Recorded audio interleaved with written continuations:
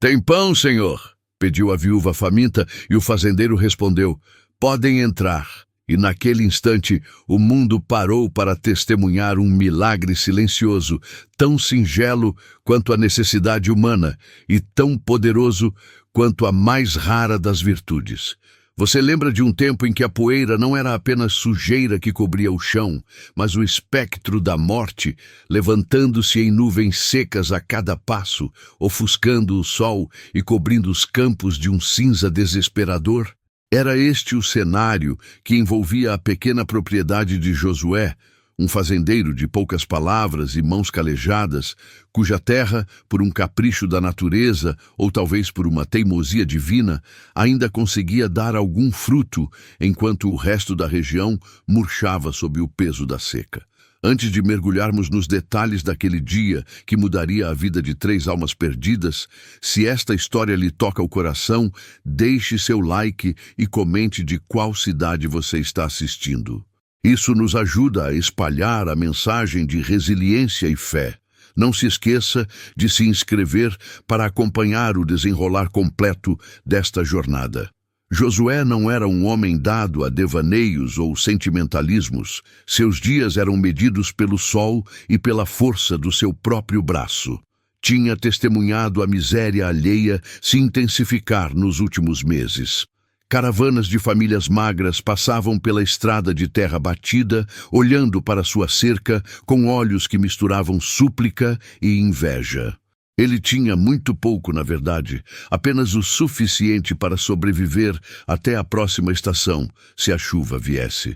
Mas para os olhos famintos que vinham do deserto, a fazenda de Josué parecia um oásis intocável. Foi em uma tarde escaldante, quando o ar parecia vibrar com o calor e o silêncio era interrompido apenas pelo zumbido insistente das moscas, que ela chegou. Elisa. O nome parecia demasiado leve para a figura pesada de cansaço que se arrastava sob a sombra de um chapéu desfiado.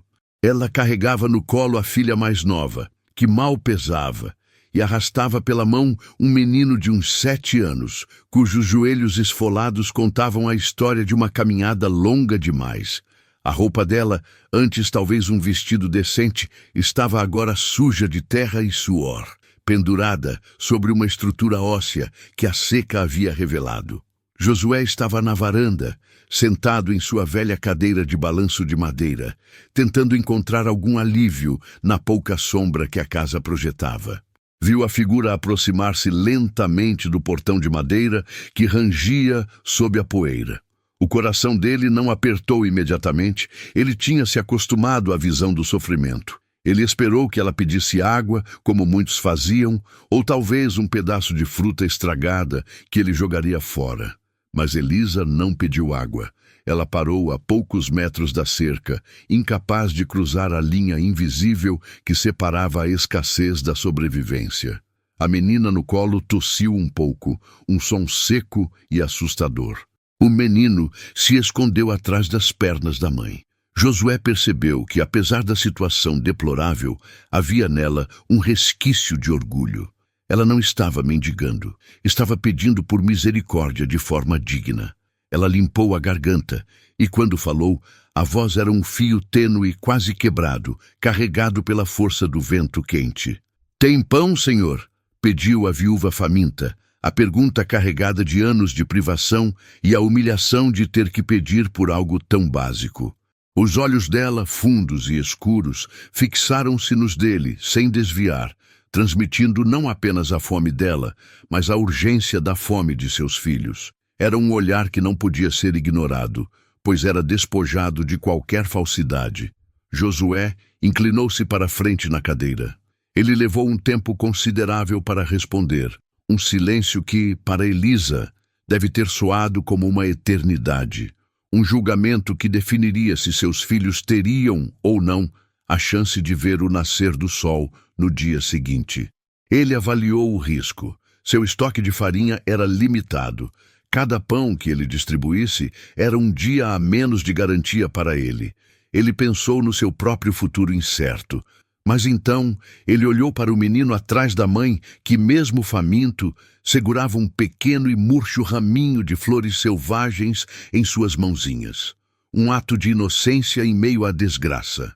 Josué soltou um longo suspiro à decisão tomada. Não foi uma decisão fácil, mas foi definitiva. A dureza que o sol e o trabalho haviam depositado em seu rosto cedeu a uma expressão de cansaço compassivo. Ele se levantou, suas botas batendo levemente no chão de madeira da varanda. "Podem entrar", respondeu o fazendeiro.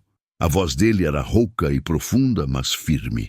"A poeira está grossa demais aí fora para crianças. Venham para a cozinha." Elisa demorou a processar a resposta. Ela esperava uma migalha, uma rejeição cortês, ou talvez um pedaço de pão duro atirado sobre a cerca. Mas o convite para entrar, para atravessar o limiar da sua casa e pisar no seu espaço pessoal, era algo que Josué nunca havia oferecido a estranhos antes. As lágrimas vieram sem aviso. Não eram lágrimas de histeria, mas de um alívio súbito e avassalador que quase a derrubou. Ela apenas assentiu, incapaz de falar, e tentou erguer o que restava de sua dignidade enquanto se aproximava do portão. Josué abriu o portão para eles, fazendo um gesto para que entrassem. O ar interno da casa contrastava de forma brutal com o exterior escaldante. Embora não fosse um lugar de luxo, a casa cheirava a vida. A madeira antiga, a umidade controlada e, mais importante, o cheiro inconfundível de fermento e de pão recém-assado. Para a família faminta, aquele aroma deve ter sido uma tortura deliciosa, uma promessa quase insuportável de satisfação. O menino, ao entrar na sombra fresca da cozinha, soltou um gemido de antecipação. Josué o olhou rapidamente, notando a forma como os olhos da criança se fixaram no forno de pedra ainda quente. "Sente-se aqui, senhora", disse Josué, apontando para uma cadeira de madeira forte perto da mesa de carvalho, onde ele costumava comer sozinho. "Deixe a menina no chão, é mais fresco." Elisa hesitou, como se temesse sujar a cadeira com suas roupas empoeiradas. "Não se preocupe com a sujeira", ele insistiu, embora o fizesse de forma direta, sem suavizar as palavras. "Posse limpa, fome não." Finalmente ela se sentou, aninhando a menina nos braços por um instante antes de colocá-la gentilmente no chão de ladrilhos frios. O menino, liberado pela mãe, correu os olhos pela cozinha. Havia potes de conservas nas prateleiras, um balde de leite recém-tirado, e sobre uma tábua de corte havia, inegavelmente, um pão inteiro, grande e dourado, que parecia brilhar sob a luz fraca que entrava pela janela. Josué foi até a bancada e pegou uma faca. Não perguntou quanto tempo fazia que não comiam.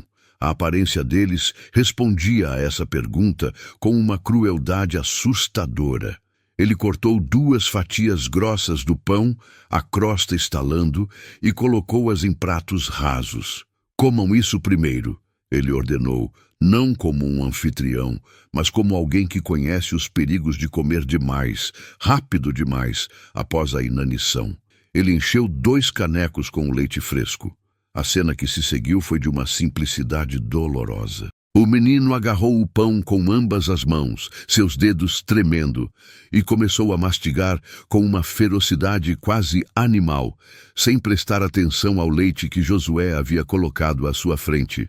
A menina, mais fraca, aceitou o pão das mãos da mãe e tentou engolir, os olhos arregalados. Elisa, por sua vez, forçou-se a mastigar devagar, a educação lutando contra o instinto. Ela bebia o leite em pequenos goles, observando os filhos. Josué sentou-se na cadeira à cabeceira da mesa, observando-os. Ele não comia, apenas observava a transição do desespero para o alívio. O som quebrou o silêncio da cozinha, não o som das palavras, mas o som da mastigação apressada, o som da vida sendo readmitida em corpos quase esgotados.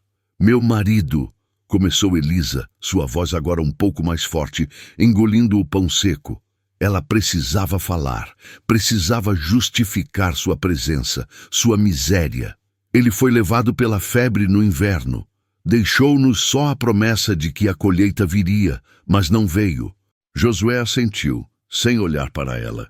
Ele havia ouvido histórias semelhantes milhares de vezes. A febre, a seca, a guerra. A vida era brutal. Estávamos caminhando para o sul, ela continuou, passando a mão na testa suada do menino, que agora bebia o leite com bolhas. Disseram que havia trabalho nas plantações de algodão, mas perdemos a estrada e as provisões acabaram há 3 dias. Se não fosse por este pão, não teríamos suportado a noite. Ela finalmente olhou para o fazendeiro, e seus olhos estavam inundados novamente, mas desta vez não de alívio, e sim de gratidão esmagadora. Obrigada, senhor Josué. Que Deus lhe pague. Vou seguir meu caminho logo que as crianças recuperarem as forças. Josué pegou o caneco de alumínio e o encheu com água fresca da bomba, servindo-se primeiro e depois oferecendo a ela. Não sou de rezas, senhora. A terra é que me paga quando quer, mas não precisa ir agora, ele disse. O sol ainda está alto, e andar com estas crianças sob este calor pode ser o fim delas, mesmo alimentadas. Descanse aqui hoje. Amanhã decidimos. A ideia de passar uma noite inteira em um lugar seguro, sob um teto, sem o medo constante de animais selvagens ou de outros viajantes desesperados, parecia-lhe um luxo insano, algo que ela não podia aceitar. Não queremos incomodar, ela começou, mas a voz de Josué a interrompeu. Incomodar é deixar gente morrendo de fome na minha porta quando há um pedaço de pão na minha mesa. Ele respondeu com a mesma franqueza fria. Ele não estava sendo gentil, estava sendo pragmático, talvez até um pouco ríspido. Ele não queria bajulação. Ele queria que ela aceitasse a ajuda sem resistência. Elisa olhou para seus filhos, agora visivelmente mais calmos e seguros, e soube que não tinha escolha. A sobrevivência deles dependia daquele ato de caridade. Se o Senhor insiste, ela murmurou, abaixando a cabeça em aceitação silenciosa. Josué levantou-se. Aquele dia, ele percebia, havia se desviado drasticamente da rotina. Ele deveria estar trabalhando nos celeiros, mas estava ali, cuidando de uma família que nem conhecia. Tenho alguns afazeres na fazenda. Podem ficar aqui na cozinha. Há um colchonete velho no armário. Vou trazê-lo para as crianças. Quando escurecer, faremos algo para o jantar. Ele saiu da cozinha, deixando Elisa em um silêncio perturbador, o cheiro de vida e segurança a sufocando após semanas de privação. Ela levou as mãos ao rosto, não conseguindo conter um soluço abafado. Aquele fazendeiro, com sua maneira dura e reservada, havia oferecido mais do que pão. Havia oferecido um vislumbre de humanidade. Ela se perguntava o que o havia motivado a quebrar a regra não escrita de self-preservação que governava aquela terra árida. Enquanto Josué caminhava pelo caminho de terra, ele podia sentir o sol na nuca, mas era como se o peso do dia tivesse diminuído. Ele não conseguia explicar a si mesmo por que havia feito aquilo. Geralmente, ele era o guardião rigoroso de seu próprio sustento, mas quando viu aqueles olhos famintos, não viu parasitas ou mendigos, viu apenas a sombra do que a vida havia feito com pessoas decentes. A casa era grande demais para um homem só, e o eco de sua própria solidão, ele percebeu, era mais ensurdecedor do que o choro de uma criança faminta. Ele encontrou o colchonete e um cobertor fino, empoeirados, guardados no porão. Ao voltar para a casa, ouviu o som de Elisa falando baixinho com seus filhos, contando alguma história simples e antiga. A voz suave de uma mãe tentando restaurar a normalidade em um mundo que havia desmoronado. Josué parou na soleira da cozinha. Ele não queria interromper aquele momento precioso. Ele viu Elisa penteando o cabelo do menino com os dedos e, pela primeira vez, notou que ela, apesar da palidez, tinha traços delicados. Aqui está, ele disse entrando. Pode colocar perto do fogo quando a noite esfriar. Obrigada, ela respondeu, os olhos baixos. O restante da tarde foi gasto em uma coexistência silenciosa. Josué voltou ao trabalho, mas seus pensamentos estavam na cozinha. Por volta do crepúsculo, ele trouxe da pequena horta algumas batatas e cebolas e pegou um pedaço de carne de porco salgada que havia guardado. Ao preparar o jantar, Josué e Elisa ficaram lado a lado, o fazendeiro cortando os vegetais com precisão, Elisa cuidando do fogo. A proximidade era estranha, mas necessária. O nome de meu filho é Daniel. A pequena é Sara, ela disse, quebrando o silêncio, enquanto a sopa de cheiro rico começava a borbulhar. Josué, ele respondeu, sem precisar de mais introdução. O jantar foi um evento. Josué comeu em silêncio, mas Daniel e Sara devoraram a sopa com um prazer que há muito o fazendeiro não via. Quando terminaram, Elisa insistiu em lavar os pratos, movendo-se com uma gratidão humilde, mas determinada. Ela não queria dever nada a ele, mesmo que fosse apenas o esforço de lavar louça. Quando a noite chegou de vez e as estrelas surgiram grandes e frias no céu desértico, Josué mostrou a Elisa onde o poço estava e onde ela poderia se lavar, oferecendo-lhe um sabonete gasto. A dignidade de Elisa exigia que ela se lavasse e limpasse a poeira da estrada. Quando ela voltou, refrescada e com os cabelos úmidos, Josué estava esperando na varanda. As crianças dormiam profundamente no colchonete, o estômago cheio, trazendo o descanso merecido. "Estão a salvo", disse ele. "Graças ao Senhor", ela murmurou. Josué sentou-se novamente em sua cadeira de balanço e indicou a ela o degrau de madeira à sua frente. "Conte-me mais sobre o seu caminho. O que te faz querer ir para o sul?" Elisa olhou para o céu escuro. Ela hesitou. Era uma longa história de decepção e perda, a história de como a terra engolira tudo o que ela amava. Mas naquela noite, sob a proteção silenciosa do fazendeiro, ela sentiu que podia falar, que o peso de seu sofrimento talvez pudesse ser dividido. "Meu marido Tobias era um homem bom, trabalhador, não era dono de terra, arrendávamos um pequeno lote. E por 3 anos lutamos contra a seca, mas a terra não cedeu. Tobias não aguentou, não a fome, mas a humilhação de não poder prover. Quando a febre o levou, não sobrou nada além de dívidas e a esperança de fugir para onde houvesse água." Ela confessou, a voz quase inaudível, mas carregada de uma dor palpável. Josué ouviu tudo, sem interromper. Ele entendia a humilhação do homem, que perde o controle sobre o seu destino. Ele mesmo lutava contra a natureza implacável a cada dia. O silêncio voltou a cair. Apenas o rangido suave da cadeira de balanço de Josué, quebrando a quietude. "E agora?" ele perguntou. "Agora espero que a estrada para o sul ainda esteja lá e que haja uma migalha de trabalho para uma viúva e seus filhos." Ela respondeu, a incerteza pesando em cada palavra. Josué olhou para suas mãos grossas, que tinham cultivado pão suficiente para salvar aquela família. Ele sabia o quão árduo seria o caminho de Elisa e o quão improvável era que ela chegasse ao seu destino sem desmoronar. Ele tinha a farinha, a água e o telhado. E mais importante, ele tinha a solidão. Naquele momento, ele não via apenas uma viúva faminta, mas a possibilidade de preencher o vazio de sua própria vida. Mas a proposta que ele estava prestes a fazer era arriscada. Uma aposta contra a miséria que o cercava. Ele precisava de mais tempo para observar, para ter certeza de que aquela mulher não era apenas uma viajante em busca de uma refeição, mas uma alma com a fibra para sobreviver e reconstruir. "Tem pão, senhor?" pediu a viúva faminta, e o fazendeiro respondeu, "Podem entrar." E naquele instante, o coração seco de Josué sentiu uma leve umidade.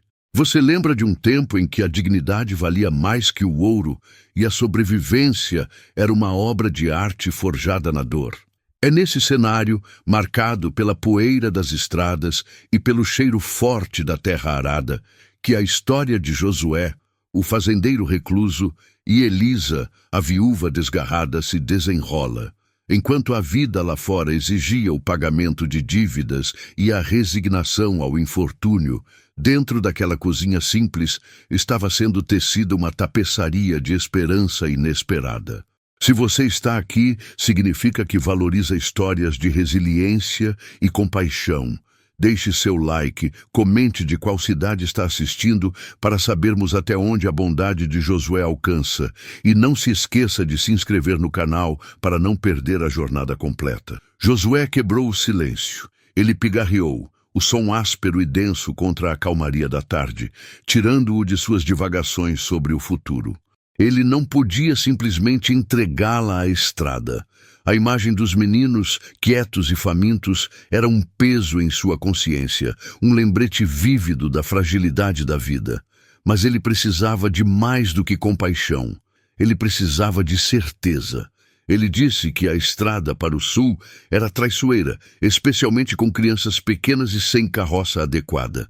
As chuvas viriam em breve, transformando a terra batida em um lamaçal intransitável.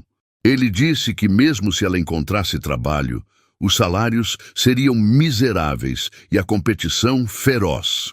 Ele não estava tentando assustá-la, mas forçá-la a encarar a realidade brutal que ele conhecia de perto, a mesma realidade que o havia isolado em sua fazenda por tanto tempo. A proposta é simples, Elisa, ele declarou, voltando a se sentar e balançar a cadeira lentamente, o rangido compassado marcando o tempo.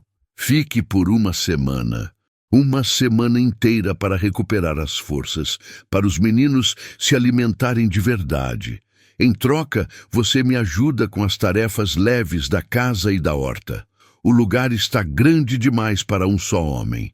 Não há salário em dinheiro, apenas comida abundante e um teto seguro.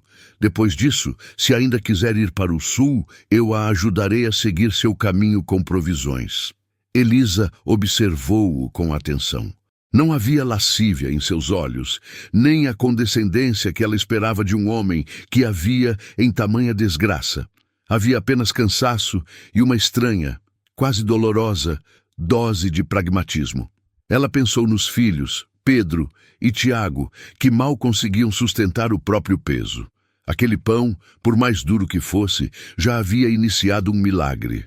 Uma semana parecia um oásis. Ela aceitou, a voz firme, mas cheia de uma gratidão que ela não ousou demonstrar em lágrimas. Ela se levantou, apertou as mãos e se curvou levemente. Sua dignidade, mesmo sob o manto da miséria, permanecia intacta. A rotina começou na manhã seguinte, marcada pelo sino da igreja distante e pelo grito rouco dos galos de Josué. O cheiro de lenha queimando e café preto fresco invadiu a casa, um aroma de estabilidade que ela havia esquecido existir. Josué era um homem de hábitos espartanos, acordando antes do sol nascer, e esperava o mesmo nível de disciplina em torno dele. Elisa descobriu que a fazenda era um microcosmo de ordem em meio ao caos que tinha sido a vida dela. Os filhos, depois de dias de medo e fome, eram sombras silenciosas no início. Tiago, o mais velho, ajudava Josué a carregar pequenos feixes de lenha. Pedro, o caçula, permanecia perto da mãe. A simplicidade das tarefas, varrer a poeira que não acabava, preparar o fogo para o cozimento lento, colher os últimos tomates vermelhos na estufa que Josué mantinha, trouxe um ritmo curativo. A comida era simples, mas farta. Ovos frescos, pão feito com a farinha do celeiro, leite cremoso. Josué mantinha a distância. Ele trabalhava no celeiro ou nos campos de manhã até o meio-dia. Almoçava em silêncio e voltava ao trabalho, falando apenas o estritamente necessário sobre a fazenda. No entanto, ele observava. Ele notou a forma como Elisa não desperdiçava uma única casca de batata, como ela remendava as roupas dos meninos com a precisão de uma costureira experiente, e a maneira como ela organizava a despensa com uma eficiência que a casa de solteiro de Josué jamais conhecera. Ela não era preguiçosa nem indolente. Ela era um motor de trabalho, abrandado pela tragédia. O grande teste, o verdadeiro abalo na rotina pétrea de Josué, veio quando Pedro, o mais novo, encontrou a velha caixa de brinquedos debaixo da cama que Josué lhe cedeu. Não eram brinquedos sofisticados, mas carrinhos de madeira lascados, um peão torto e um ursinho de pelúcia marrom com um olho faltando, um tecido desgastado pelo tempo. Naquele dia, a casa de Josué ouviu a primeira risada infantil em quase 10 anos. Uma risada pura, clara, que reverberou pelas paredes de madeira e fez Josué parar de afiar a enxada no galpão. Elisa, ao arrumar a sala, encontrou um retrato sobre a lareira, virado para a parede. Ela hesitou, sentindo a intrusão, mas o silêncio daquele homem, o vazio que ele carregava, a impulsionou. Ela virou o quadro. Era Josué, mais jovem, sem as linhas profundas da preocupação no rosto, sorrindo de forma aberta, ao lado de uma mulher de cabelo castanho e olhos brilhantes, e uma menina pequena com sardas e cachos. A imagem era a ponta de um iceberg de dor que ela reconheceu de imediato. Josué não era apenas solitário por escolha, ele era vazio por imposição da vida. O silêncio da casa não era escolha, era luto entranhado. Naquela noite, enquanto os meninos dormiam profundamente pela primeira vez em meses sem acordar com a dor da fome, e a luz fraca da lamparina bruxuleava sobre a mesa da cozinha, Elisa reuniu coragem. A criança da foto, ela se foi? Ela perguntou, quase sussurrando. O medo de ultrapassar o limite dele, misturado à necessidade de entender a fonte de sua tristeza. Josué estava lendo um livro de contabilidade e demorou a responder, como se estivesse atravessando um campo minado de memórias. Ele fechou o livro com um baque seco. Seus olhos cinzentos se encontraram com os dela. Febre. Ele disse, a palavra saindo rouca como um pedaço de ferro enferrujado. Há 10 anos. Ela tinha 5 anos. Minha esposa, Laura, não aguentou a ausência dela, a perda do futuro que planejamos. Partiu 6 meses depois. O médico disse que foi o coração, mas eu sei que foi a alma. A terra leva de volta o que nos emprestou. O reconhecimento da dor mútua foi o verdadeiro catalisador da confiança. Elisa, que havia enterrado o marido em uma cova rasa, sem flores e sem orações adequadas, sabia o peso daquelas palavras. Eles compartilhavam o mesmo tipo de cicatriz, apenas em formas diferentes. Ela tinha a dor da perda e a urgência da sobrevivência. Ele tinha a dor da perda e o peso da abundância não compartilhada. A partir daquele momento, a barreira invisível entre eles começou a rachar.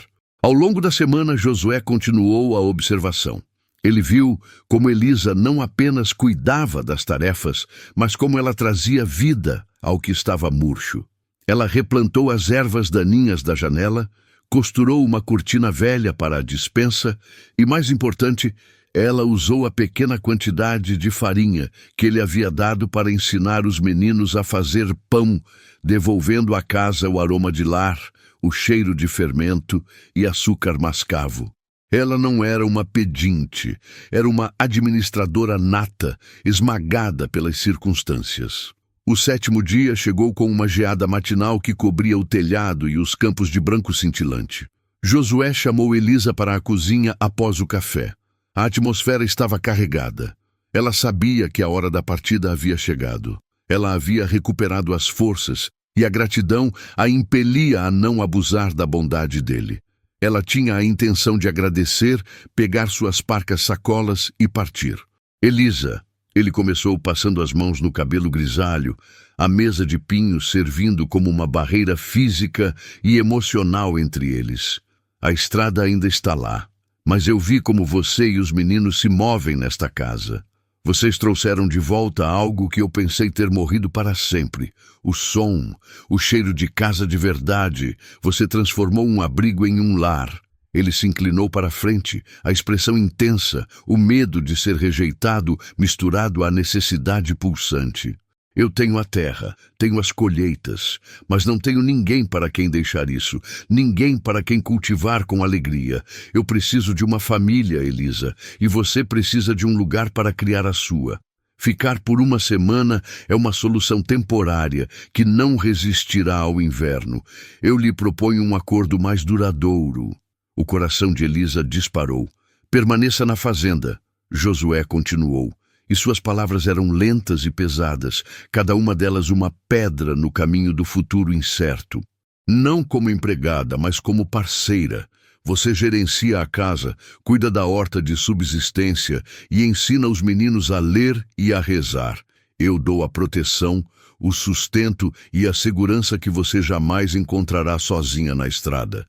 Eu preciso de ajuda para manter isso aqui vivo, e você precisa de raízes. Fique, pelo menos até o momento em que se sentir forte o suficiente para seguir seu próprio caminho, se assim desejar.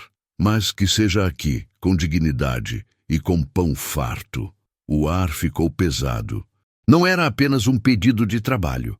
Era um pedido de vida, de comunhão, uma proposta que reescrevia o destino de ambos. Elisa sentiu as lágrimas escorrerem, não de tristeza, mas pela magnitude da oportunidade e pelo peso da responsabilidade que viria com a decisão de Josué. Ela percebeu que aquele homem, nobre em sua solidão, estava estendendo não uma migalha de pão, mas um campo inteiro de possibilidades e, mais ainda, uma chance de redenção para a casa vazia. Ela precisava responder e a resposta não poderia ser apenas dela. Envolvia a esperança de 2 meninos famintos e o futuro de um fazendeiro solitário. Ela olhou para a janela, onde o sol começava a derreter a geada, e sentiu o calor do fogão nas suas costas. Era um calor de promessa. Ela precisava de tempo, não para duvidar da bondade de Josué, mas para medir o que significaria casar sua tragédia com a dele. "Tem pão, senhor?" pediu a viúva faminta, e o fazendeiro respondeu: "Podem entrar." E aquela frase selou um destino que parecia impossível para todos que os observavam. Você lembra de um tempo em que as decisões eram feitas com a alma e não com a pressa? Lembra-se de Elisa, a viúva marcada pela fome e pela perda, e de Josué, o fazendeiro cuja vida era tão vasta quanto sua fazenda, mas tão vazia quanto o coração da cidade? Se essa história já tocou o seu coração, deixe o seu like agora. Comente aqui embaixo de qual cidade você está assistindo. E inscreva-se no canal para não perder o desenrolar desta saga de fé e resiliência. Elisa precisava de tempo, não para duvidar da bondade de Josué, mas para medir o que significaria casar sua tragédia com a dele.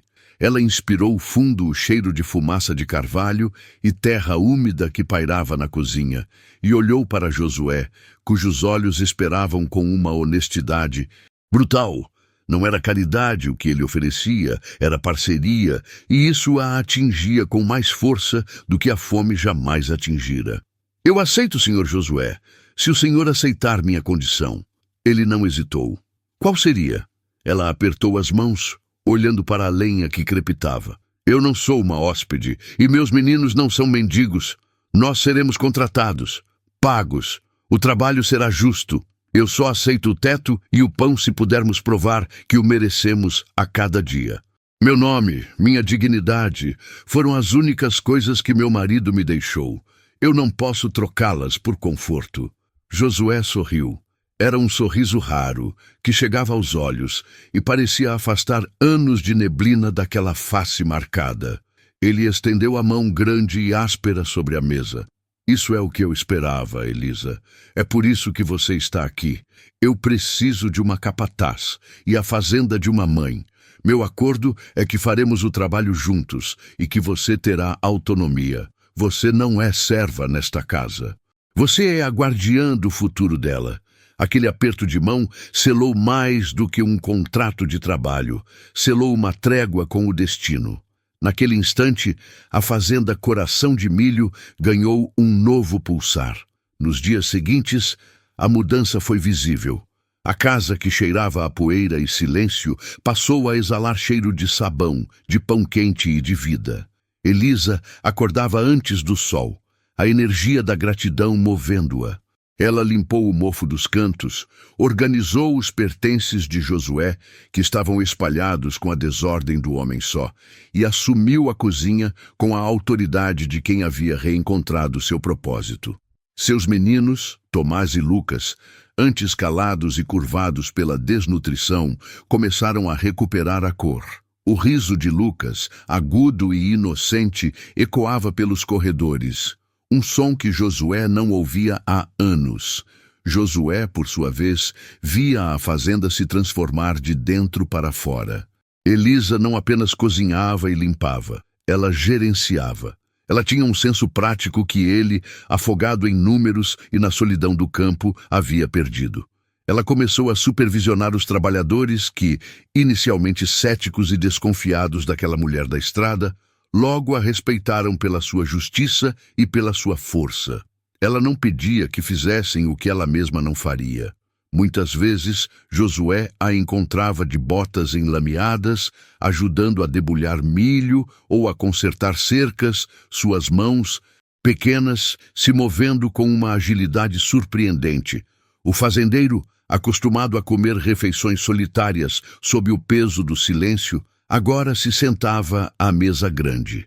O jantar era barulhento, com os meninos contando suas aventuras e Elisa relatando o progresso das tarefas do dia. Josué se pegava sorrindo, um hábito que ele pensou ter perdido para sempre. A tensão, no entanto, não desapareceu, apenas mudou de forma. Ela se instalou na proximidade. Eles agora compartilhavam a mesa, o planejamento e os fardos. Os longos silêncios na cozinha, enquanto o sol se punha, não eram mais de constrangimento, mas de uma intimidade crescente e ainda não confessada. Uma noite, após um dia particularmente duro, a chuva batia nas vidraças. Os meninos dormiam profundamente. Josué e Elisa estavam sentados à mesa, o mapa dos campos de trigo estendido entre eles e uma caneca de chá de ervas nas mãos. O assunto se desviou dos silos e foi para a vida. Você mudou esta casa, Josué disse, a voz rouca. Você a trouxe de volta. Elisa não levantou os olhos. Eu só devolvi o que a casa sempre teve direito. Vida. Não é só isso. Ele suspirou, apoiando o queixo na mão. Eu não sabia o quão profundamente eu estava afundado na escuridão até que a luz voltasse. A dor na voz dele era tangível. Elisa soube que era o momento. Ela podia sentir a parede de aço que ele construiu em torno de seu passado começando a ceder. E a escuridão tem nome? Ela perguntou gentilmente, sem pressão. Josué levou um tempo muito longo para responder. Ele olhou para o mapa, mas via outra coisa. Via fantasmas. Ele limpou a garganta. Ana. A escuridão tem o nome de Ana e do nosso filho. Elisa esperou. Ela sabia que precisava apenas escutar, sem julgar, sem interromper. Ana era a luz da fazenda, tão viva quanto a terra. Nós nos casamos jovens, e a vida era só promessa. Quando ela engravidou, eu achava que o mundo era meu. Então veio a febre, uma coisa rápida, traiçoeira, que levou o bebê ainda na barriga, e uma semana depois levou Ana também. Ele engoliu em seco. A casa ficou cheia de objetos dela, mas vazia de alma. Eu não tive coragem de tocar em nada. Por isso, a desordem. Por isso, o silêncio. Eu fiquei com medo de limpar o passado e não sobrar nada de nós. As lágrimas de Elisa escorreram silenciosamente. Era uma dor que ela conhecia, mas contada de uma perspectiva masculina, solitária. A tragédia dele era o avesso da dela. O meu marido, ela começou. O nome dele era Daniel. Ele não morreu de doença, nem de acidente no campo. Ele morreu de desesperança. Nós perdemos a pequena fazenda. A terra não nos deu mais nada por 3 anos seguidos. Ele tentou a sorte na cidade, na construção, mas a promessa de trabalho era falsa. Um dia, ele voltou para o casebre que nos restava, olhou para os meninos que mal se moviam de fome, me beijou e saiu dizendo que encontraria o pão. Ele não voltou. Foi encontrado na beira da estrada. Ele tirou a própria vida. Josué fechou os olhos. A revelação era um soco no estômago. A dignidade de Elisa era sustentada sobre uma tragédia que ia além da fome física. Ela carregava a vergonha e a dor de um adeus sem volta. Por isso eu lhe digo, Senhor Josué, ela continuou, a voz firme apesar do tremor, não existe nada mais importante do que o pão, porque a falta dele mata a alma antes de matar o corpo. A sua oferta não é apenas sobre trabalho, é sobre redimir o que a desesperança roubou de nós dois. Naquele momento, eles não eram mais o fazendeiro e a viúva faminta. Eram duas almas destroçadas, encontrando consolo na ferida comum. O mapa da fazenda, estendido na mesa, parecia agora menos um plano de colheita e mais um esboço do futuro que eles poderiam construir juntos, sobre as cinzas de suas perdas. A confiança estabelecida naquela noite era inquebrável, mas também perigosa. A vizinhança começou a notar, e a língua da cidade, como sempre, não demorou a se mover. O povo da vila sempre observou Josué com uma mistura de respeito e piedade. Respeito pelo seu trabalho duro e pela riqueza de suas terras. Piedade pela sua solidão autoimposta. Agora, a chegada de Elisa e seus 2 meninos despertava curiosidade e, inevitavelmente, julgamento. Os fofoqueiros de plantão, sentados à sombra do armazém principal, davam vida própria à história. Eles diziam que Elisa era uma aventureira que viera de longe para tentar a sorte e que ela estava claramente mirando no patrimônio de Josué. Ela era muito nova, muito bonita para ser apenas uma capataz. Diziam que ela tinha enfeitiçado o fazendeiro, que sempre foi avesso a mulheres e ao convívio social, e agora a tinha dentro de sua própria casa. O ciúme e a inveja se misturavam com o moralismo barato. Dona Alzira, a costureira do vilarejo e a maior disseminadora de boatos, garantia a todos que Josué estava sendo enganado. A mulher chegou na miséria, mas se instalou como rainha. Ela tem planos, ela tem ambição, Alzira cochichava com os clientes. Josué, acostumado a viver isolado, demorou a notar o peso dos olhares. Elisa, no entanto, sentia o ferrão. Quando ia ao vilarejo comprar suprimentos, os sorrisos eram frios, os murmúrios a seguiam como sombra. Ela via as mães puxarem seus filhos para longe, como se sua simples presença fosse contagiosa. A dignidade que ela tentava manter na fazenda era constantemente ameaçada pela malícia alheia. Um sábado de manhã, ela voltou do vilarejo com a face fechada e a cesta de compras apertada com força. Josué a encontrou na cozinha, preparando o almoço, e notou o silêncio pesado dela. — O que houve, Elisa? Ele perguntou, tentando soar casual. Ela hesitou, limpando as mãos no avental. — O problema, senhor Josué, é que as pessoas da vila têm a mente pequena. Eles não conseguem conceber a decência. Josué sentou-se. — O que estão dizendo? Elisa riu sem humor. — Dizem que estou planejando roubar a sua fortuna, é claro, e que eu sou uma viúva interesseira que se aproveitou da sua solidão. O fazendeiro rangeu os dentes. Ele se levantou, a raiva colorindo suas maçãs do rosto. — Eu deveria ir lá e... — Não. Ela o interrompeu, colocando a mão em seu braço. A raiva dele era a prova de sua lealdade, mas não a solução. O Senhor não pode lutar contra o veneno do boato. Ele só se combate com o tempo e com a verdade. Mas eu preciso que o Senhor entenda. A sua reputação está sendo afetada por minha causa. Josué a encarou e a proximidade súbita fez o ar vibrar. A voz dele baixou, séria, intensa. Elisa, você trouxe o sol de volta para esta casa. A reputação deles não vale o milho que as galinhas comem. Se a minha reputação agora inclui a dignidade de cuidar de uma viúva e seus filhos, que assim seja. Eu não vou te mandar embora por causa do medo que eles têm de ver a felicidade voltar para cá. Essa defesa, feita com tanta convicção e calor, foi mais poderosa do que qualquer dinheiro ou conforto material que ele pudesse ter oferecido. No entanto, ela sabia que a situação não era sustentável apenas com a força de vontade dele. Eles precisavam de mais do que um contrato de trabalho para silenciar o mundo. Eles precisavam de um laço inquestionável. Os dias se transformaram em semanas. A colheita de outono estava chegando e a fazenda estava em pleno vapor. Elisa e Josué trabalhavam lado a lado, calculando lucros e perdas, discutindo estratégias para o inverno. A rotina era o seu santuário, e os meninos a âncora que mantinha a casa viva. Um dia, enquanto Josué revisava o estoque de sementes no celeiro, ele encontrou uma velha caixa de madeira que pertencia a Ana. Relutante, ele a abriu. Dentro havia algumas cartas antigas, fotos desbotadas e, no fundo, um pequeno embrulho de tecido. Ele o abriu e seus olhos se encheram de lágrimas. Era o pequeno sapato de couro que ele havia comprado para o filho que nunca nasceu. Ele levou o sapatinho para casa. À noite, depois que a casa estava em silêncio, ele o mostrou a Elisa. Ele não precisava de palavras para explicar a dor que aquele objeto evocava.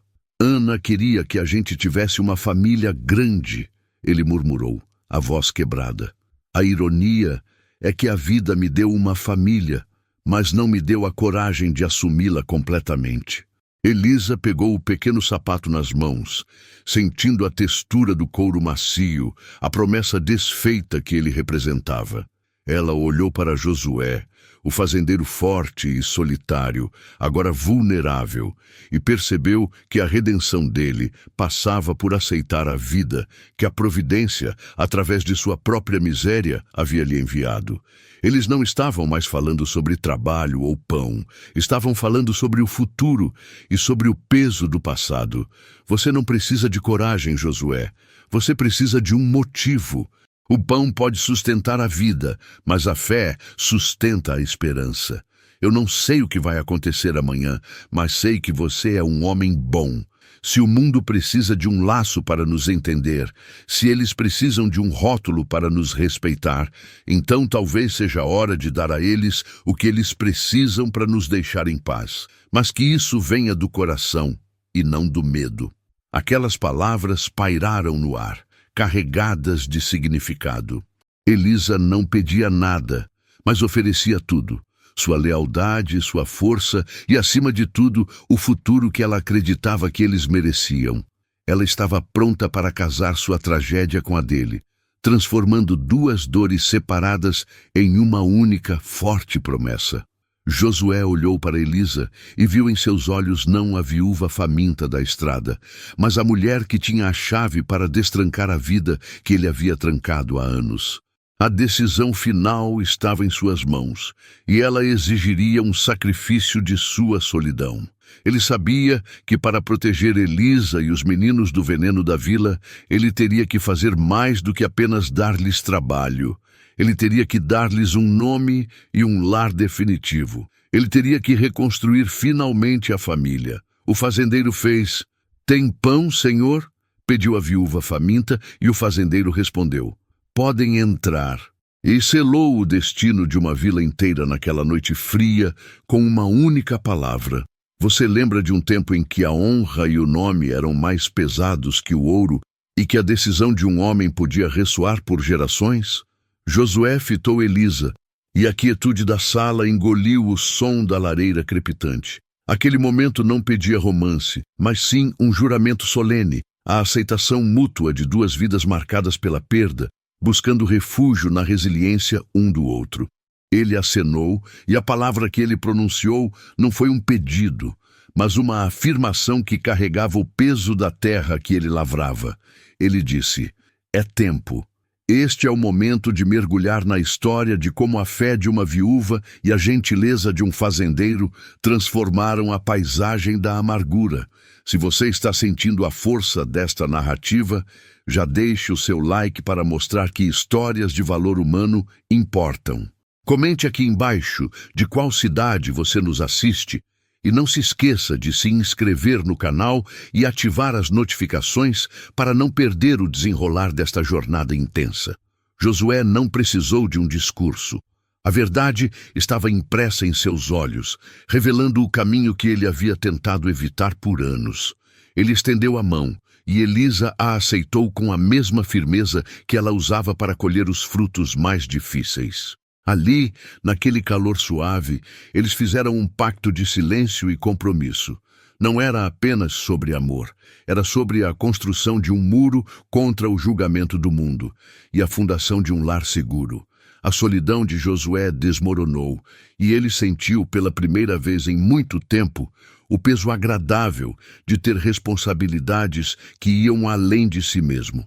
A notícia viajou mais rápido que o vento seco do outono. Na manhã seguinte, quando o sol tingiu os picos das montanhas de um laranja vibrante, o anúncio já havia sido feito à pequena equipe da fazenda. Tiago e Mateus, os meninos, receberam a notícia com uma alegria desinibida que só as crianças que encontraram segurança podem demonstrar. Para eles, Josué já era a figura paterna. O formalismo do casamento apenas legitimava a sensação de pertencimento que há muitos sentiam.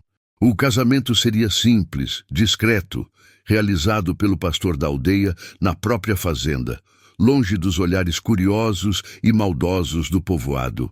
A urgência era palpável. A cada dia que passava sem um título formal, Elisa e os meninos estavam expostos à maledicência e à ameaça velada que pairava sobre a comunidade.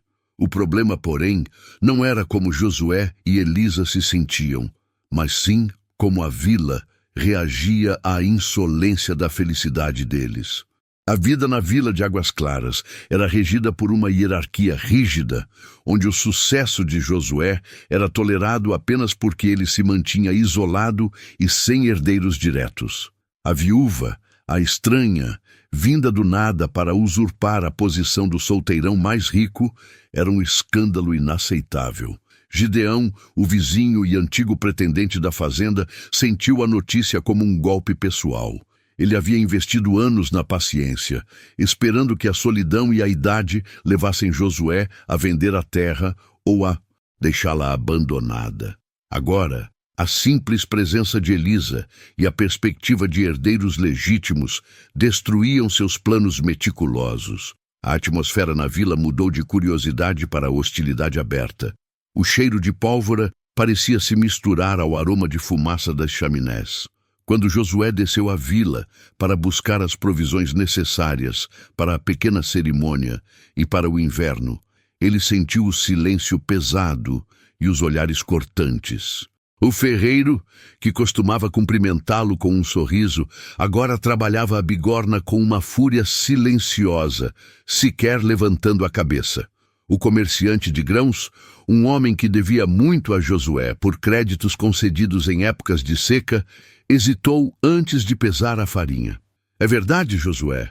perguntou o comerciante, limpando o suor da testa com as costas da mão, a voz baixa e tensa, como se temesse que a própria parede escutasse. "É verdade o quê, Jonas?" Josué respondeu mantendo a calma, mas apertando o cabo da sacola. Ele sabia exatamente a que Jonas se referia.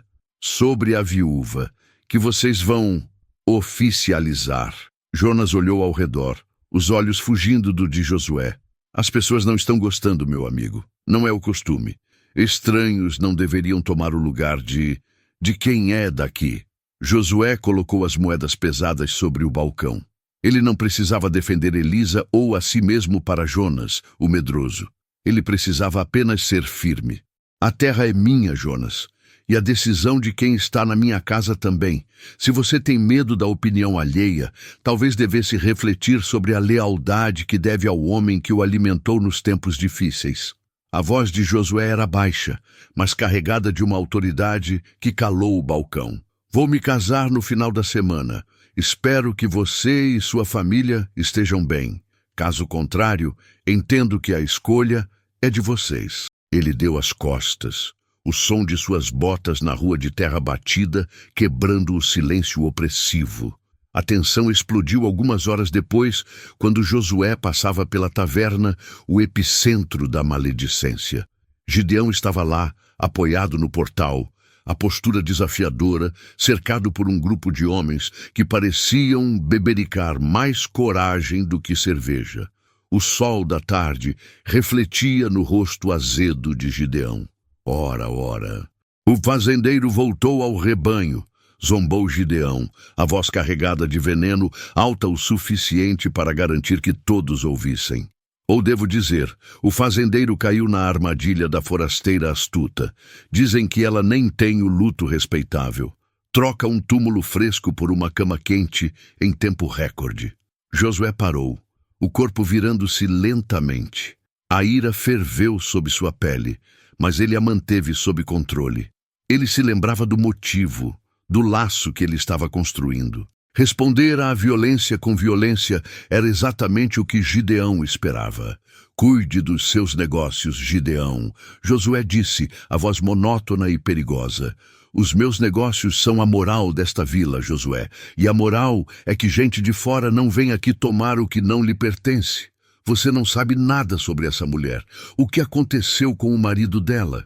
Ninguém pergunta, mas todos imaginam. Ela não trouxe nada além de fofocas e ruína. Vai manchar seu nome, e com ele, o nome da fazenda. O grupo, atrás de Gideão, soltou risadas estrondosas e de escárnio. Josué deu um passo em direção a Gideão, diminuindo a distância entre eles. O ar ficou eletrizado. Todos na rua pararam. O nome da fazenda, Josué rebateu, os olhos fixos nos de Gideão. Será preservado pelo trabalho, Gideão, o meu trabalho e o trabalho de minha esposa. Você fala de honra, mas se esconde na sombra da inveja. Se você está preocupado com o que as pessoas imaginam sobre Elisa, preocupe-se com o que elas sabem sobre você, sobre como você deseja o que não é seu. Se ela trouxe ruína, você trouxe o câncer da fofoca. Eu vou lhe dizer uma coisa. A viúva não pediu pão, ela pediu dignidade, e eu respondi, podem entrar. Josué encarou o homem mais alto. O que eu faço em minha terra, com minha esposa e meus filhos, não é de sua conta. Se você tentar prejudicar um fio de cabelo sequer de minha família, Gideão, você não terá que se preocupar com a opinião da vila. Você terá que se preocupar com a lei do fazendeiro, e ela é rápida e impiedosa. A ameaça era clara, e a frieza de Josué era mais assustadora do que qualquer grito. Gideão recuou um passo, a arrogância vacilando. Ele estava acostumado a mexer com os fracos, não com a determinação silenciosa de Josué. Josué continuou sua caminhada, sentindo o peso do ódio da vila em suas costas. Aquele casamento não seria apenas um ato de amor e proteção, seria um desafio aberto à estrutura social de Águas Claras. Ao retornar à fazenda, a cena que o aguardava era de um contraste pacífico. Elisa estava na varanda, ensinando os meninos a costurar uma bainha simples. A luz do final da tarde iluminava seus cabelos, e o som da risada de Tiago e Mateus era o antídoto perfeito para a amargura da vila. A paz que ele havia encontrado ali era inegociável. Ele contou a Elisa sobre o confronto com Gideão. Ela ouviu atentamente, sem se abalar. A experiência havia lhe ensinado que as palavras maldosas eram apenas uma forma de controle. Eles não conseguem entender, ela disse, o olhar distante, mas voltado para o futuro. Eles não entendem que a dignidade é mais importante que o pão e que o amor não precisa de permissão. Eles querem que fiquemos isolados de novo, Josué respondeu, sentando-se ao lado dela. Querem que a fazenda volte a ser a fortaleza que era antes. Mas não será. Você abriu as janelas e deixou a luz entrar. O casamento, realizado 3 dias depois, foi um evento de quietude profunda. O pastor, um homem bondoso que conhecia Josué desde criança, manteve o sermão breve e focado na resiliência e na promessa. Não havia luxo, apenas a riqueza da esperança. Os únicos convidados, além dos meninos, foram os poucos empregados fiéis que assistiram com lágrimas silenciosas. Quando Josué e Elisa trocaram os anéis, simples peças de prata que refletiam a luz da vela, não houve apenas um voto de união, mas uma aceitação de destino. Josué casou-se com a viúva faminta e ela casou-se com o fazendeiro solitário. Naquele momento, a fazenda ganhou uma matrona e os meninos um nome. A partir de então, a vida na fazenda tornou-se um refúgio de atividade e afeto. Elisa, agora a senhora Josué, administrava a casa com uma eficiência silenciosa que complementava a seriedade de seu marido. Ela reorganizou a despensa, ensinou os meninos a cuidar do jardim e, acima de tudo, quebrou o silêncio melancólico que pairava sobre a propriedade. A casa que fora apenas um abrigo tornou-se um lar, mas a paz era apenas interna. A vila de Águas Claras não esqueceu. A retaliação de Gideão e dos moradores invejosos veio de forma sutil, porém devastadora. Eles não podiam atacar Josué ou a fazenda diretamente, mas podiam usar o poder da comunidade. Os boicotes começaram. Os comerciantes, sob pressão, passaram a negar o crédito a Josué. Os poucos trabalhadores temporários que Josué contratava para a colheita, temendo a exclusão social, recusaram-se a aparecer.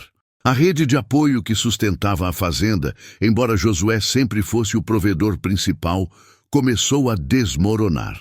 A pior notícia veio com a chegada do inverno iminente. Josué descobriu que o único moinho de Águas Claras, pertencente a um primo distante de Gideão, havia se recusado a processar seu trigo, alegando manutenção urgente e prolongada. Sem moer o trigo em tempo, Josué arriscava a perda da maior parte de sua colheita, o que poderia comprometer o sustento de toda a família no ano seguinte. Ele percebeu que Gideão não estava apenas fofocando.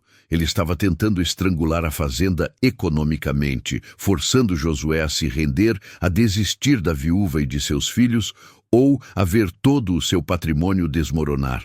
A noite caiu sobre a fazenda, trazendo consigo um frio cortante, um prenúncio do inverno que se aproximava. Josué estava sentado à mesa, examinando os mapas de rotas e os livros de contabilidade, o rosto tenso sob a luz fraca do lampião. Elisa se aproximou trazendo uma caneca de chá de ervas quentíssimo. "Você precisa de ajuda com os números?" Ela perguntou, sua voz suave, mas firme. "Não são os números, Elisa. É a geografia e a malevolência humana", ele murmurou, batendo o dedo em um ponto distante no mapa. "Eles bloquearam o moinho. Se não processarmos o trigo em 2 semanas, ele vai embolorar. Teremos que viajar até a próxima Vila Grande, Sereno, para moer. São 3 dias de viagem por caminhos perigosos." Elisa pousou a caneca. Ela olhou para o mapa, sua mente prática já calculando os riscos. A viagem significava deixar a fazenda vulnerável, significava expor os suprimentos e a si mesmos a bandidos ou ao clima traiçoeiro. "Então nós iremos", ela disse, sem hesitação. "Não vamos nos ajoelhar. Se Gideão pensa que pode nos isolar, ele está enganado. Vamos mostrar que nossa força não está na proximidade da vila, mas na nossa própria determinação. Você precisa levar uma escolta, e eu ficarei aqui para supervisionar a casa e os meninos." Josué a admirava. Não havia reclamação, apenas planejamento. Ela era a parceira que ele precisava para enfrentar o mundo, uma muralha contra a maré de infortúnio que ameaçava engoli-los. "Não, Elisa", ele disse, fechando o mapa e olhando diretamente para ela. "Se formos, vamos juntos. Eu não vou deixar você e os meninos aqui sozinhos, sabendo que Gideão está lá fora esperando uma oportunidade. A ameaça não é apenas econômica, é pessoal. E se a viúva faminta e o fazendeiro isolado precisam viajar 3 dias para sobreviver, faremos isso juntos, como uma família." A decisão foi tomada. Eles iriam enfrentar o boicote de cabeça erguida. Josué planejou a viagem como uma operação militar, carregando carroças com sacas de trigo, montando guarda noturna e preparando os poucos empregados leais para defender a fazenda na ausência deles. A partida seria ao amanhecer, um ato de desafio silencioso contra a mesquinhez da vila. A dignidade deles estava sendo testada na estrada, e Josué sabia que essa jornada não era apenas sobre moer trigo, era sobre cimentar a fundação da família que ele havia relutantemente aceitado. Eles estavam prontos para pagar o preço de sua felicidade, não com pão, mas com a poeira e o suor do caminho. A jornada prometia ser longa e perigosa, mas eles tinham um ao outro e 2 meninos que acreditavam que o mundo era bom. Era o suficiente para dar o primeiro passo. Se essa história de coragem e amor em meio à adversidade tocou você, mostre seu apoio. Curta, compartilhe com seus amigos e se inscreva no canal para acompanhar o desfecho desta saga. Qual será o custo da felicidade de Josué e Elisa? A resposta está na próxima parte. Tem pão, Senhor? Pediu a viúva faminta e o fazendeiro respondeu: podem entrar.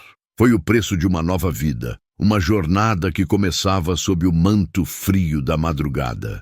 Você lembra de um tempo onde a coragem não era medida pela força das armas, mas pela dignidade de um homem que escolheu fazer o certo, mesmo que isso custasse o isolamento total.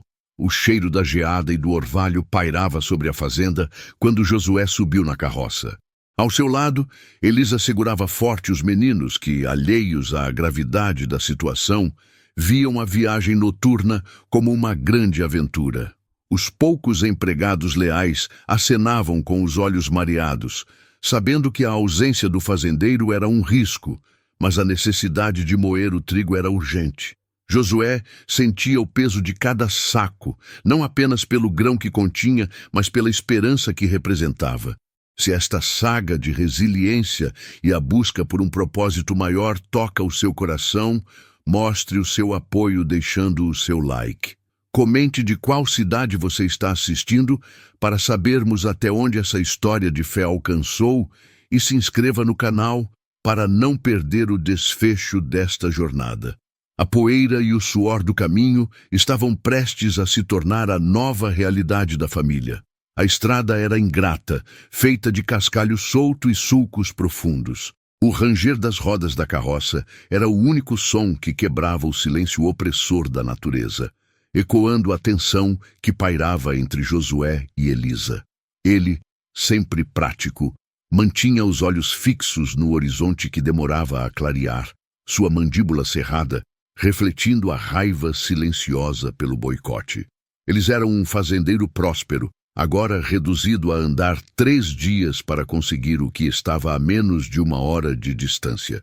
Por vezes, o medo tentava rastejar para dentro de seu peito, uma voz que sussurrava que ele havia destruído sua segurança por um ato de bondade. Mas ele olhava para trás, para Elisa, que nunca reclamava, nunca lamentava.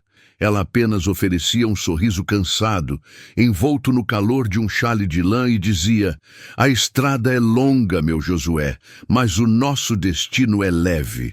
No 3º dia, quando o sol estava no zênite e o calor seco da planície beirava o insuportável, eles finalmente avistaram o Moinho do Senhor Matias.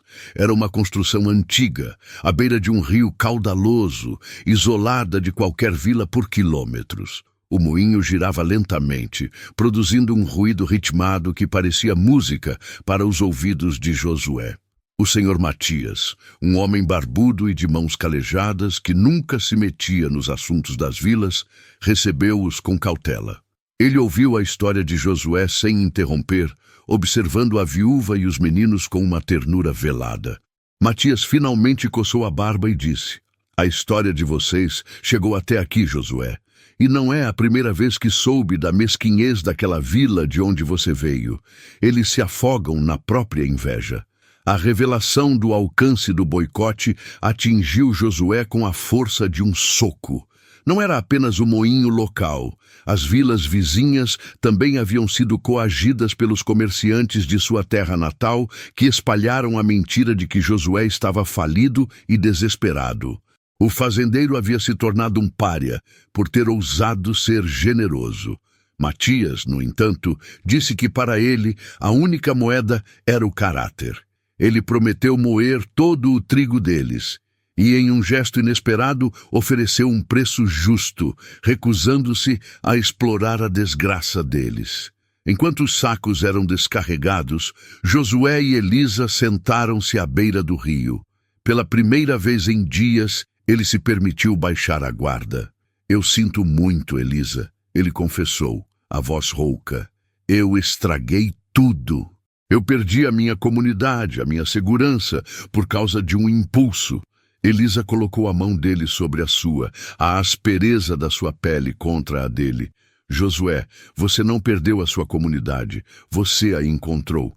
Sua comunidade somos nós. Aquela gente da vila nunca foi sua, eram apenas vizinhos esperando para ver você cair. Você me deu um lar, você deu um futuro aos meus filhos. Você me deu a dignidade que eu havia perdido. Não há preço para isso.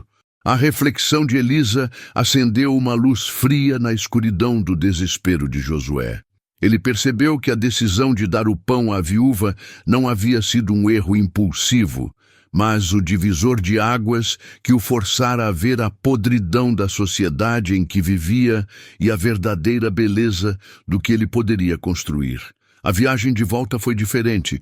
O carroção estava mais leve, cheio de sacos brancos de farinha fresca, e a carga no coração de Josué também havia diminuído. Ele não voltava para lutar contra a vila, mas para reconstruir a sua própria vida e a sua terra. Ele passara 3 dias isolado, refletindo sobre quem ele realmente era, livre das expectativas e do julgamento dos outros. Josué, o fazendeiro, era um homem justo. E a partir daquele momento, ele só aceitaria viver em um mundo construído sobre a justiça. Ao retornarem à fazenda, a visão era de ordem e lealdade. Os poucos empregados que ficaram haviam mantido tudo funcionando. Josué reuniu-os imediatamente. Ele explicou a situação. O boicote era real e permanente. Ele não iria mais vender para a vila principal, nem tentaria mais usar os serviços deles. Nosso futuro será aqui, na nossa terra, ele declarou com firmeza. Ele começou a pagar salários significativamente mais altos e, mais importante, ofereceu um pedaço de terra para que cada família leal construísse sua própria casa, prometendo que, dali em diante, eles seriam parceiros, não apenas empregados. A decisão de Josué de isolar-se comercialmente da vila principal teve um efeito dominó. Inicialmente, os comerciantes riram, certos de que ele se renderia em poucas semanas. Mas Josué era metódico. Ele plantou culturas alternativas, investiu em um pequeno moinho movido a água em sua própria terra e começou a negociar sua produção diretamente com fazendas mais distantes, pulando os intermediários venais da vila. A farinha de Josué era fresca e farta, e logo, uma pequena, mas virtuosa, comunidade começou a se formar ao redor de sua fazenda. Com o tempo, a antiga vila começou a definhar. Sem o fluxo de riqueza da grande fazenda de Josué, os comerciantes que o boicotaram sentiram o aperto financeiro. A inveja havia consumido não apenas a alma deles, mas também a sua prosperidade. Aquele que havia estendido a mão para a viúva faminta prosperava, enquanto aqueles que se recusaram a compartilhar o pão caíam na escassez que tanto temiam. Os anos se passaram. A fazenda de Josué, que agora era chamada carinhosamente de o Recanto da Dignidade, floresceu. Os 2 meninos de Elisa cresceram chamando Josué de pai, fortes e justos, aprendendo que o valor de um homem se media pela força de seu caráter, não pelo tamanho de sua conta bancária. Josué e Elisa, sentados na varanda em uma tarde dourada, assistiam ao pôr do sol sobre os campos férteis que ele havia construído do zero. Ele se voltou para ela, a mão enrugada segurando a dela. Se eu soubesse que aquele dia me levaria a tudo isso, eu teria dado o pão muito antes. A vida deles era a prova viva de que a generosidade não é uma fraqueza, mas o alicerce mais sólido para a construção de um futuro verdadeiro. O questionamento, tem pão, Senhor? Pediu a viúva faminta e o fazendeiro respondeu, podem entrar. Havia sido o teste final da sua humanidade. Josué não apenas deu pão, ele deu um lar, uma família e um novo código de conduta a ser seguido. A verdadeira riqueza nunca foi medida em grãos de trigo, mas na capacidade de compartilhar o que se tem. E assim, a história do fazendeiro Josué e da viúva Elisa se tornou uma lenda sussurrada nas estradas do campo, uma mensagem de que, mesmo no isolamento forçado, a resiliência e a fé na bondade humana sempre floresceriam. Se a jornada de Josué e Elisa inspirou você a acreditar na força do caráter e na dignidade, não se esqueça de curtir este vídeo. Compartilhe esta poderosa mensagem com quem precisa de esperança e se inscreva no canal para que possamos trazer mais histórias de valor humano como esta. Deixe nos comentários qual lição desta saga ficou gravada em seu coração. Até a próxima história.